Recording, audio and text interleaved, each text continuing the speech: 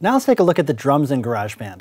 Like the keyboards, the drums are a touch instrument, but there aren't nearly as many controls to keep track of. When you select the drums, you're presented with the Classic Studio Kit. If I tap its name, you can see I can choose from 5 other kits.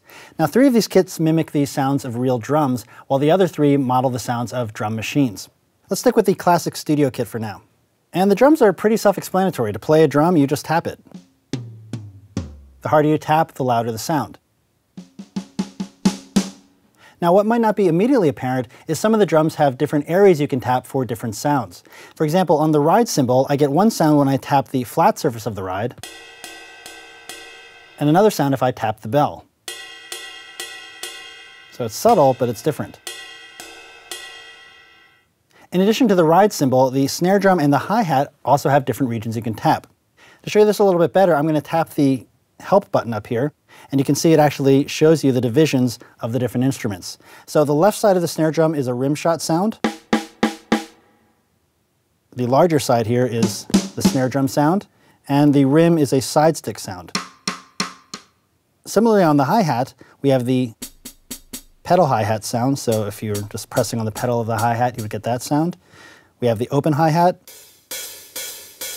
and the closed hi-hat. So you just kind of have to remember where these different regions are. Now with the crash, the 2 rack toms, the floor tom, and the kick drum, it doesn't really matter where you tap them. You'll get the same sound. Even if I tap on the rims of the rack toms, I still get the rack tom sound. You might have also noticed that when I tap the crash cymbal, the kick drum itself also plays, which is generally what you want when you hit a crash cymbal. Now if you don't want the kick drum to play, just use 2 fingers to tap the crash cymbal. Here's another cool but kind of hidden technique. If you tap any one of these drums except for the crash cymbal with 2 fingers, you'll get an automatically repeating note that's in time with the tempo that you've set. So for instance, I can tap with 2 fingers on the ride cymbal, and I get those notes. If I pull my fingers closer together, I'll get a slower repetition, like quarter notes, and the further I get my fingers apart, the faster the rhythm will get.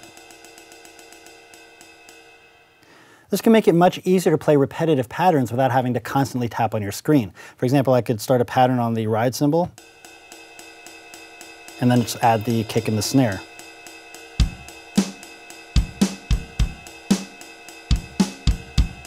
Or something like that. Another thing to know is when you have your 2 fingers on the drum, if you push your fingers up towards the top of the screen, the hits will get louder. You'll get a higher velocity hit. If I pull down, it'll get quieter. And that goes for pretty much all the drums.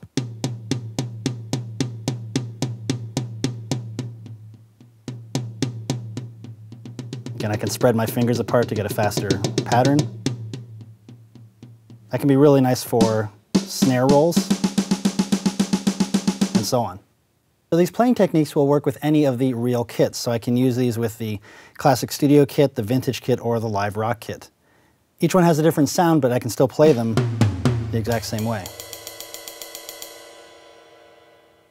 Let's take a look now at the drum machines. I'll just select the classic drum machine. These are pretty much played the same way, except now we're looking at these sort of drum pads. I can just tap them to get the same sounds, and they're played pretty much the same way. The harder you tap, the louder they'll be. I can use 2 fingers again, and so on. Now if you do want to tweak the velocity settings, you can go into the mixer and choose your velocity sensitivity here as well.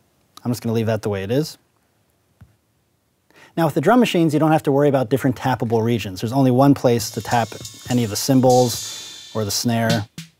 You just get the same sound. What you do have here are different dials you can play around with to change the sound of the drums. Over here on the left we have resolution and lo-fi for adjusting the fidelity of the sound. So for instance, this is what my kick drum currently sounds like. If I change that resolution, just move that down, it's drastically different. I can put it somewhere in the middle. With lo-fi, I can make it a little bit more low fidelity. So you can get some pretty drastically different sounds just by playing with these 2 dials. Let's go back and bring the resolution up a little bit more. Now, low cut and high cut just let you cut out certain frequencies. So for instance, if I play the kick drum and I turn up the low cut, you'll hear the bass coming out of that sound. Where it's completely gone at this point, it's just a click. So you can just play with these dials until you get a sound that you like. Now, if you do find a sound that you've spent some time programming and you want to keep, just like with the keyboard settings, you can go into the name of the drums, tap save, and then create a name for your kit. I now have a custom category here, so anytime I want to select it, say I have another kit selected by default. If I want to switch back to the sound that I created, I just go to Custom, select my kit, and I'm ready to go.